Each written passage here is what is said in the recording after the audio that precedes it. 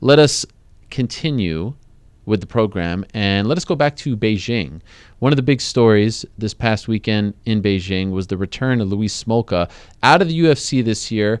Was on a 4-fight losing streak, was released from the company, went out, won 3 times outside of the company, then got a fight on short notice in Beijing at 135 pounds. And not only did he win, he won via submission, and he looked phenomenal. Back to his old self. Remember, when he started his UFC run, looked very good. I believe he started 5-1, had some big wins over the likes of Paddy Holohan. You'll recall in Dublin that short notice main event, if you will. Well, he is back. He's with a new team. He's living in a new state. A lot has changed for the last samurai. Let us talk to him right now on the magic of Skype about it all. He joins us right now. Thank you very much for joining us, Luis. How are you? Congratulations on the win. What's up, Ariel? How's it going, man? It's good to talk to you. Wow. It's funny. I've had a few conversations like this today. Ngannou, Overeem, now yourself, all on the same card. All of you needed big wins. All of you on losing streaks. Yours was much publicized. You left the company. You've had some big wins before. Was that the biggest of your career, considering everything that you've been through this year? That was a big one. That was up there, man. It's just like I've been through a lot, like with leaving, with with drinking and stuff. And honestly, if I didn't win that probably would have been it. They would have just been like, all right, dude, you're done. Like this isn't gonna work. So they told you, or you just had a feeling that you had to win in order to stick around? I was pretty sure I'd have to win. Like I was fairly certain of that. Okay. And would you have gone back to the regional scene, or did you think that your career was on the line on Saturday? I don't know if my career was, but I don't know. I could have maybe went to some other companies, but it would have been a big process of rebuilding again and stuff, and I didn't really have the funds for that. Honestly, like the time or the patience to put my family through that again. Like that probably would have been it. For those that remember the early portion of your UFC career, you left 5-5, but you started 5-1, and then, as I said, you went on the 4-fight losing streak. What happened? What went wrong?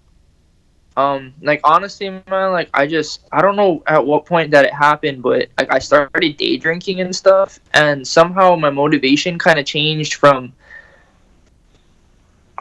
It wasn't about trying to be the best martial artist you can be or trying to be the best fighter you can be.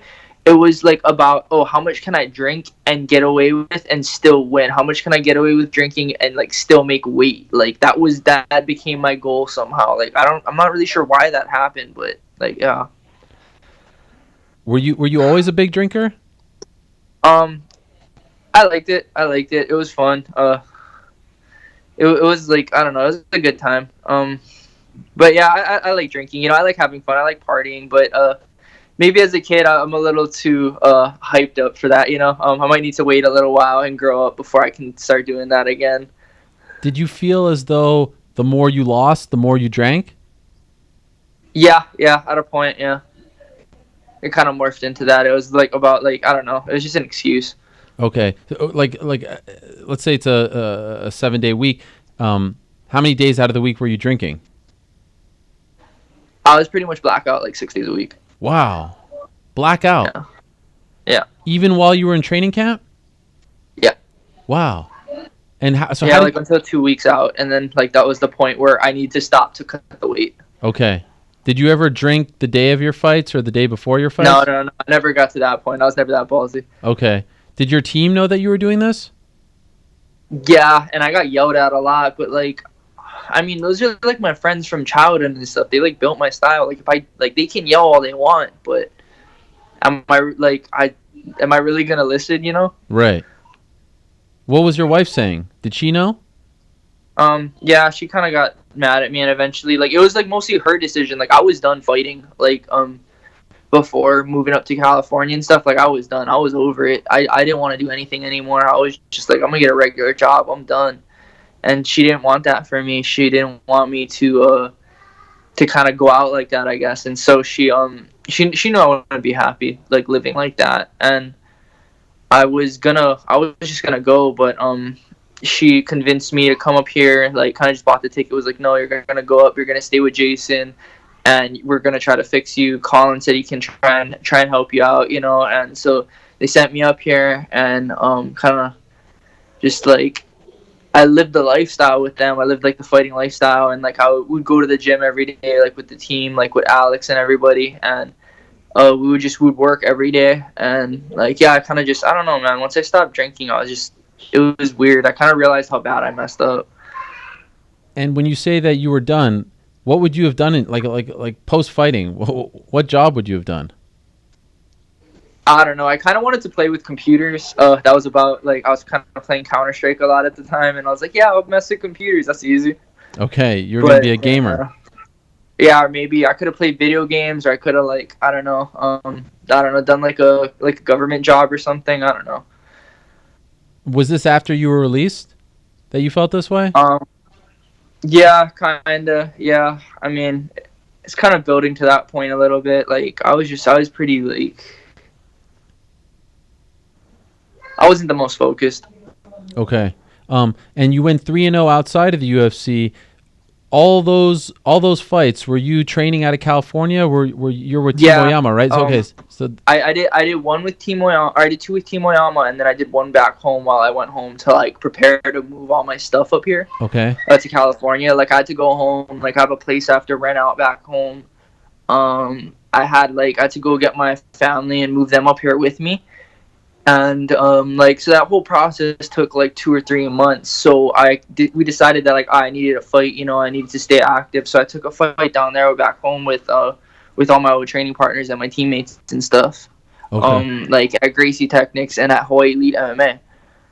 What was it like fighting on the regional scene after being, you were a part of some big events in the UFC, some big pay-per-views, the show in Dublin, for example. Did it feel like a blow to your ego? How did you handle that? It was different. It was kind of weird, like not going through the fight weeks and stuff, not having everything handled. Like weigh-ins were kind of chill and stuff. Not everything was as big a production. I kind of forgot how that was, but even when I was in PXC, that was still a pretty big show. I'd done a lot of time with them, and it was strange. I'm not gonna lie, it was kind of crazy. It was strange, but all the promotions were great. CXF was actually a pretty good one. CXF was not bad at all. They were pretty put together. Even Destiny back home, it's different not having to be flown somewhere. Not having a fight kit given to you, but for the most part, it was fun. All right, and then. Did you think in the back of your mind, okay, I win 2, I win 3, I'm going to get back in the UFC? Was that the goal, or were you just trying to hook up with any major promotion? The goal was to win 2 and come back. I think that was the original thing that I was told. So it was Sean or Mick or Dana, I can't remember who it was. And then so I wanted to, and they're like, all right, we got you on short notice, but it was still taking a little while. So we did a third fight. Just kind of because I needed the money and stuff, so we went to CXF, and yeah, it was I was getting kind of to the end of my rope, dude. I would have probably went anywhere, honestly. I was just freaking out, Really? Because I've run out of money pretty much. Yeah, I needed cash now. Wow. Yeah. And so when you got the call, what was your reaction? I was so happy, dude. It was so much weight off my chest because the whole time you're wondering if it's gonna work out or if you're just gonna run out of time, And I was just it was such a big weight off my chest. I kind of wanted to cry, but at the same time, it's this is late notice. Get your together, get your visa, get your medicals. Let's go. So I didn't really have time for that, It was just kind of oh, thank you. Okay, what's the first thing I got to do? How many days' notice was it in the end? It was 6 days before we flew out, and 14 total, or maybe less, maybe 12. And how many more days did you have until you really ran out of cash? I had maybe the rest of the month. Okay. And what would you have done if they didn't call you? I probably would have had to go back home and just try and figure stuff out. I know Yumi has a bit of a savings, so we'll probably have to use that to square everything away and then just go home and get jobs. Okay, man. Wow. What timing. Who called you? Jason. Your manager, Jason House? Jason. Yeah, Jason. Jason told me, he was bro, guess what? He called Yumi's phone actually because I was just doing something. I was in the bathroom or something and I didn't have my phone, so he called us 4 times in a minute. I was oh, something's happened. Something big is happening right now. Right. Yumi being your wife. Huh? Yumi is your wife, right? Yeah. My wife Yumi. So he called her and she answered, and we were like talking. She's like, "Oh my God, babe, we did it. We're good." And I was like, "Oh, thank you." I was just so happy. I was like, "Thank you, God. Thank you to whoever, thank you to just the universe." I don't know. What was it like being, back in the UFC fight week? And as you mentioned, there's a lot of perks to being in the UFC, the way they treat you and, the kits and the transportation, all that stuff. Just going through it again. But after being away this time, what was it like for you? It was a lot. I was just so thankful to be back. I was just so happy. I was like, oh man. And somehow, in a way, kind of like I felt like I was back where I was supposed to be. Like everybody was like so nice to me and like supportive. So I was pretty happy. I still remembered everybody. It's like the same crew from the Patty Holohan fight and stuff. A little bit of crossover, pretty much the same guys and stuff. And it's that international crew. And yeah, like I was really happy to see them. Everybody's happy. And in a way, it kind of felt like I never left, but like I was just so happy to be back. Beautiful submission, beautiful win. You said you didn't, give yourself a chance to cry when you got the call because you had to work, but it did seem like you got quite emotional after the win. Yeah, like I didn't want to be crying on camera, like just like on camera, because after that Dana one from like 229 or whatever it was, no 219, I don't know, but anyway, yeah, it was just happy. I was just happy to be back, but I didn't want to be like tearing up on camera. I was like, get it together, Louis. But I was just so happy. Like I was like, oh, thank God, I'm not done. Like I still have some of my career left. Like I can still kind of make this work. Now it seems as though your old division 125 is maybe coming to an end, though they haven't officially said that. Are you going to stay at 135, or are you comfortable staying at 135? I'll probably stay at 35. Honestly, I'm getting a little too big to make the weight anymore. When I did my last 25 fight for CXF like a couple weeks ago, I did the cut pretty perfect. Out of full camp, I drank my water. Like I was nice and light. I was like 45 like the entire time, and I got down to like the last like 1.2 pounds took around like an hour and a half. Like I dried up and I was only sweating on my wrists. Wow. Like it was bad, dude. Like I mean, you could argue, like I've heard all the theories, you could do the salt bath, you can do like sauna, jacuzzi, whatever. But the fact is that last couple pounds is getting really hard to come off no matter how I go about it. Like I can do these little tricks, but it's getting really hard to take off. So I think the move up to 35 is right. What do you make of the decision to get rid of 25? I don't know. It's a strange decision. I mean, I don't know. Are they actually even doing that? Are they bringing in new people? Like, I don't really know. But it's a strange decision, I think. I mean, they had some great guys there. But at the same time, if the pay is better, like, because it's all about money now. Yeah. I mean, as we all know. Sure. And, well, like, if we'll see relocating them to a different market will get everyone paid more, then is it almost kind of worth it, What do you mean? Like putting them in a different promotion?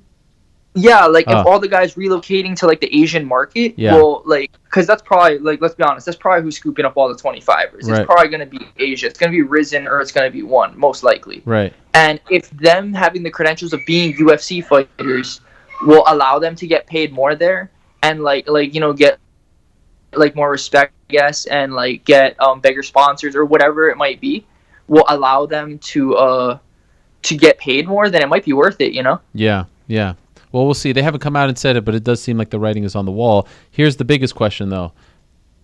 Are you still drinking? No. Nothing? Not at all. I haven't, no, nothing since January, like, 2nd. Wow. Or, no, sorry, the second week of January, or 3rd.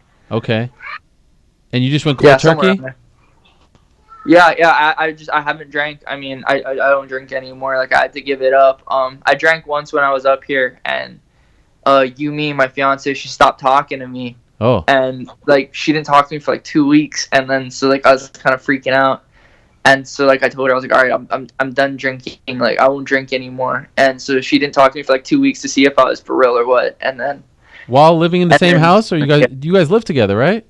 Now we live together. At the time, I was staying at the Team Oyama fighter house. She sent me up here originally like in January by myself to like see if I could still do this, you know, Uh-huh. and give Timoyama a trial run. And so while I was doing that, like I drank once and she stopped talking to me for a little bit. And so like that at that point I just went cold turkey. I Oh. just did not drink anymore. So that was the final Yeah. nail in that coffin, so to speak. Yes. Okay. Wow. And when are you guys getting married? We don't know yet. Okay. We still, dude. I'm in a weird business, man. I know. I don't know. I don't want to plan a wedding too. I don't. Yes, I understand that. We're engaged though. She's got the ring, so I mean, like it's good for right now. You know, we can worry about that when I'm done. Man, you posted that video of your daughter on Instagram saying that she missed you and stuff. That was incredible. Yeah. Wow. Yeah, that was kind of like part of why I was getting all emotional after the fight, because I saw that that morning when we were at breakfast, and I was almost crying eating breakfast, like I was tearing up, you know? Yeah. I was just like, oh man. But then I was thinking about, like, I kind of wanted to cry, but then I was thinking about that whole I don't know, there was one of the tough lives where the dude was crying outside and everybody's like, this is not the right this is not the right frame of mind to be in. I'd be really worried right now. Okay. And so like I didn't want to be that guy just over here crying on my corners or like, dude, what the is going on? Like, this is bad. Listen, as a proud crier myself, there's nothing wrong with it, all right? So next time you want to cry, just let it out. Although it turned out well for you on Saturday, so maybe whatever you did was right. Yeah. I mean, just try to suppress it, right? Like, I don't have a problem admitting that, like, I cry sometimes. Yeah. Like, dude, we have one of the most stressful jobs in the world. This is emotional. This is an emotional roller coaster, to say the least, man. Yes, I agree. You can cry whenever you want. I'm happy for you, Luis. Congratulations on the win. Welcome back. Great moment, great fight, great performance, and looking forward to what you're going to do now at 135 in the UFC. Thanks for doing this. Thanks for coming on. Thank you for having me, Ariel, man. It's good to be on here and kind of like tell what happened, you know? I appreciate it. We'll talk to you soon. All the best to you and your family. Thank you. All right, there he is, the last samurai, Louis Smolka, returning in a big way on Saturday morning in Beijing, China. He opened the show, and what a great story, and I appreciate him being so honest with everything that he's been through, drinking, getting released from the UFC. He started his UFC career in very fine form. Like I said, he won 5 of his first 6 fights with impressive wins over Neil Seery, Paddy Holohan, Ben Nguyen, and then lost 4 in a row. Brandon Moreno, Ray Borg, Tim Elliott, Mateus Nicolau. Won 3 fights outside of the UFC, took this fight on short notice, and now he's back, fighting at 135. Congratulations to him.